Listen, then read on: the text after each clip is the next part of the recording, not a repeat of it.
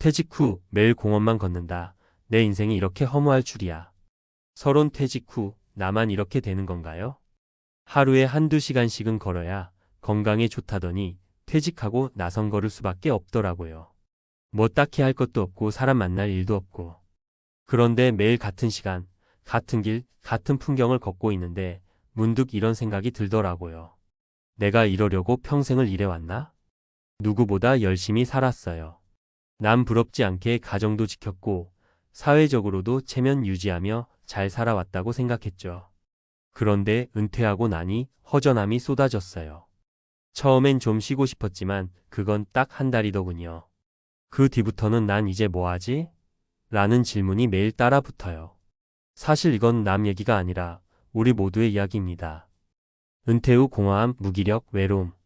은근히 많은 사람들이 겪는데 말도 못하고 혼자 끙끙 앓아요. 오늘은 이 이야기를 함께 나눠보려고 해요. 은퇴가 이렇게 허무할 줄 몰랐다면? 지금이라도 늦지 않았습니다. 많은 분들이 은퇴 준비라 하면 돈만 생각해요. 물론 중요하죠. 하지만 정말 중요한 건 삶의 목적이에요. 왜 아침에 일어나야 하지? 내가 오늘 할 일이 있을까? 이 질문에 답하지 못하면 아무리 돈이 많아도 결국 마음은 허전합니다. 특히 60대에 접어들면 체력은 떨어지고 사회적 역할도 줄어드니 더 심하게 느껴져요. 그러니 돈, 건강만큼 중요한 게 바로 삶의 방향입니다. 사례 1. 대기업 퇴직 후 6개월 매일 아침 공원만 걸어요. 박 팀장님 62세는 35년간 대기업에서 일하다 퇴직하셨습니다. 퇴직식 땐 동료들도 모여서 박수치고 기념패도 받고 감동적인 날이었죠. 하지만 6개월 뒤 박 팀장님은 매일 아침 공원에 나가 1시간씩 걷고는 하루 종일 TV만 보세요. 나는 이제 쓸모없는 사람 같아.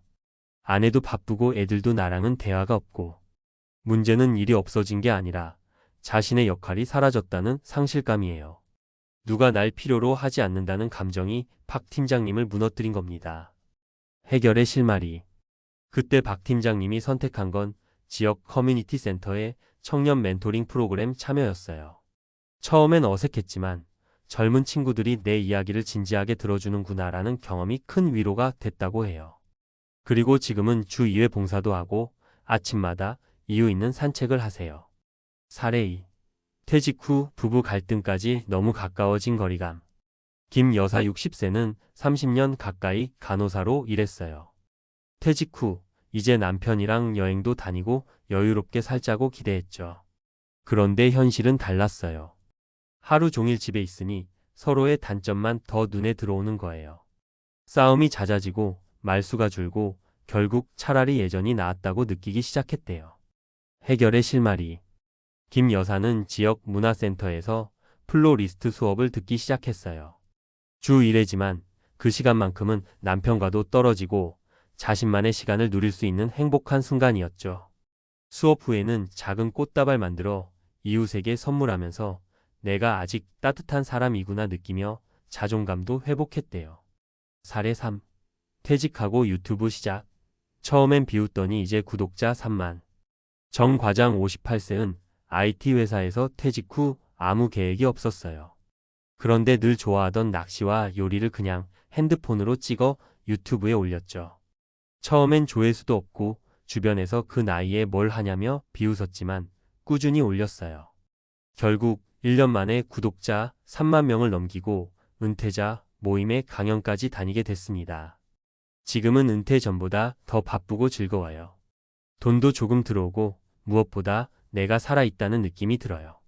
포인트. 은퇴 후 나만의 작은 콘텐츠 하나라도 있으면 삶의 활력이 생깁니다. 꼭 유튜브가 아니더라도 블로그, 그림, 글쓰기, 강연, 수공예 등도 좋죠? 정리하며 은퇴 후 가장 두려운 건 할 일 없음입니다. 사람은요, 쓸모를 느껴야 살 맛이 납니다. 은퇴가 무서운 건 돈이 줄어들기 때문이 아니라 나는 이제 어디에도 필요 없는 사람이다 라는 느낌이 스며들기 때문이에요. 퇴직 후 매일 공원만 걷는 것도 좋습니다. 하지만 그 걷기엔 이유가 있어야 해요. 이따 봉사활동 가야 하니까 체력 유지해야지. 유튜브에 올릴 낚시 영상 찍으러 가야지. 손자에게 줄 화분 만들 재료 사러 나가야지. 이런 목적이 있으면 같은 걷기라도 완전히 달라집니다. 마지막 한마디. 은퇴는 끝이 아니라 방향 전환입니다. 지금부터라도 작고 사소한 것 하나 시작해 보세요. 그게 결국 은퇴 후 삶을 허무가 아닌 즐거움으로 바꿔줄 열쇠가 될 거예요. 전문가 칼럼. 퇴직 후 매일 공원만 걷는다. 내 인생이 이렇게 허무할 줄이야. 은퇴 후 삶의 방향을 잃은 60대, 그들에게 필요한 것은 무엇인가? 퇴직 후 많은 이들이 겪는 공통된 충격. 60세를 전후한 시기는 누구에게나 큰 전환점입니다. 정년퇴직이라는 사회적 단절은 단순한 직장 생활의 종료가 아니라 사회적 역할과 정체성의 상실을 의미합니다. 특히 오랜 기간 하나의 직장에 헌신해온 사람일수록 퇴직 후의 공허함은 더 크게 다가옵니다. 많은 이들이 은퇴 후의 삶을 막연하게 좀 쉬자라고만 계획합니다. 그러나 현실은 그리 단순하지 않습니다. 퇴직 후 찾아오는 정서적 공백과 무의미함은 실제로 우울증, 무기력, 부부 갈등, 사회적 고립으로 이어질 수 있습니다. 문제의 핵심 역할 상실과 삶의 목적 부재. 은퇴 후 삶에서 가장 큰 위기는 단순히 경제적 어려움이 아닙니다.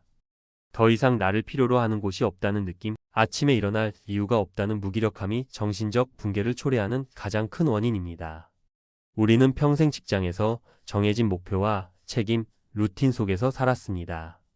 그런데 퇴직과 함께 그 구조가 사라지면 삶의 축이 무너집니다. 이때 필요한 것은 삶의 새 방향과 자기만의 일거리, 그리고 그 일을 통해 얻는 작은 성취와 관계 회복입니다. 사례 1. 62세 대기업 퇴직자, 공원 걷기로 하루를 보내던 남성. 박 씨 62세는 대기업에서 35년간 근무하다 명예퇴직을 했습니다. 그는 퇴직 후 아침마다 공원을 걸으며 건강을 챙긴다 했지만 실제로는 걷는 시간을 제외하고는 하루 대부분을 TV 시청과 낮잠으로 보냈습니다. 6개월 뒤 그는 말합니다. 하루가 너무 깁니다. 아무도 나를 찾지 않고 내가 뭘 해야 할지도 모르겠습니다. 그는 점차 무기력해졌고 자신의 존재의 의미에 대해 깊은 회의감에 빠졌습니다. 해결 방안 지역 청소년 멘토링 프로그램에 참여하면서 박 씨는 자신의 경험과 이야기를 나누기 시작했고 이후로 매주 정기적인 일정이 생기며 삶의 활력이 생겼습니다. 아이들이 내 이야기를 귀 기울여 들을 때 다시 살아있는 기분이 들었습니다. 사례 2. 60세 간호사, 부부 갈등과 외로움에 지친 퇴직 후 삶. 김 씨 60세는 간호사로 정년을 채우고 퇴직했습니다. 오랫동안 바빴기에 남편과 함께하는 여유로운 시간을 기대했지만 현실은 달랐습니다. 하루 종일 함께 있다 보니 작은 갈등이 점점 커졌고 남편과 대화도 줄어들며 지루함과 싸움이 일상이 됐습니다. 해결 방안. 김 씨는 지역 문화센터에서 플로리스트 강좌를 듣기 시작했습니다. 일주일에 한 번의 수업이었지만 그 시간 동안은 나만의 시간을 확보할 수 있었고 남편과의 갈등도 자연스럽게 줄어들었습니다. 작은 꽃다발을 만들면서 제 마음도 정돈되는 느낌이었어요. 사례 3. 58세 IT 퇴직자, 취미 유튜브로 제2의 인생을 열다. 정 씨 58세는 IT 기업에서 퇴직 후 특별한 계획 없이 시간을 보내다 평소 좋아하던 낚시와 요리를 영상으로 찍어 유튜브에 올리기 시작했습니다. 처음엔 가족도 반신반의했지만 1년 후 그는 3만 명의 구독자를 가진 크리에이터가 됐습니다. 핵심 포인트. 자신의 관심 분야를 콘텐츠로 발전시키며 정 씨는 퇴직 후의 무력감을 극복했고 더불어 소소한 수익과 강연 요청까지 받으며 자존감을 회복했습니다. 퇴직 이후 처음으로 내 이름으로 무언가를 이뤄냈다는 기쁨을 느꼈습니다. 전문가가 말하는 은퇴 후 삶을 건강하게 설계하는 3가지 핵심 전략. 삶의 방향을 재설정하라. 사라진 역할을 새롭게 채워야 한다. 봉사, 배움, 취미, 1인 콘텐츠 등 자신만의 일거리를 만들어야 합니다.